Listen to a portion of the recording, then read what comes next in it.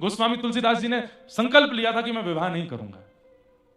एक ब्राह्मण देवता उनकी कथा में आते थे और रोज कहते थे मेरी पुत्री बड़ी अनुकूल है, आप विवाह कर लो।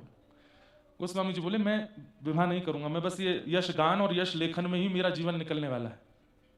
वो ब्राह्मण इतने पीछे पड़ गए कि एक दिन गोस्वामी जी बोल पड़े, महादेव प्रकट होकर के अगर कहेंगे तो करूंगा ब्याह। ब्राह्मण देवता गए, अब महादेव के मंदिरों में जाके जल चढ़ा में दूध चढ़ा में आप ही कहो गोस्वामी जी से। तो महादेव प्रकट हो गए और प्रकट होकर के गोस्वामी जी आज्ञा की जो ब्राह्मण आते हैं उनकी पुत्री से विवाह करो, तुम्हारा मंगल होगा। अब हम इसको क्या समझेंगे कि भाई अनुकूल पत्नी आएगी, समय पर ध्यान रखेगी, हमारी भक्ति में विघ्न नहीं डालेगी, हमारे साथ भजन किया करेगी, अनुकूल रहेगी।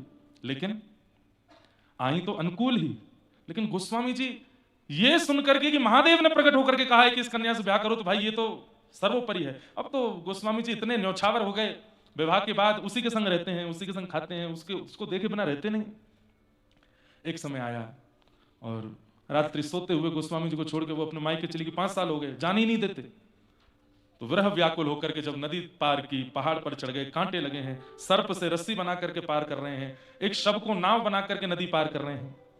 जैसे ही पहुंचे अपनी पत्नी के पास, इस बुरी हालत में जब गोस्वामी जी को देखा, दुर्गंध आ रही है शव की। बोले दुर्गंध कैसी? बोले वो नदी पार कर रहा था ना, नाव नहीं थी, रात का समय, एक शव बहता हुआ आया, उसी से ही पार हो गया।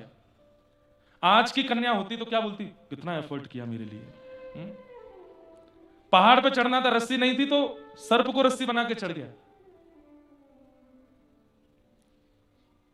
लेकिन क्या कहती हैं गोस्वामी जी की पत्नी, इतना परिश्रम, इतनी व्याकुलता, इतनी तत्परता, इतनी बेचैनी अगर राघव जी से मिलने की होती तो आज राम जी मिल जाते आपको। इस हाड़मांस के पुतले के लिए इतने व्याकुल हुए आप। और ये बात सुनते ही बस सोचने लगे गोस्वामी जी, मैं इतना परेशान तो कभी नहीं हुआ राम जी से मिलने के लिए, मैंने कभी इस प्रकार की प्रक्रिया तो नहीं की राघव जी से मिलने की। सही कह रही है, इतनी बेचैनी मुझे राम जी से मिलने के लिए नहीं हुई। बस उसी समय पत्नी को प्रणाम किया और निकल गए और बोले अब राघव मिलेंगे तो ही जीवन का सार होगा।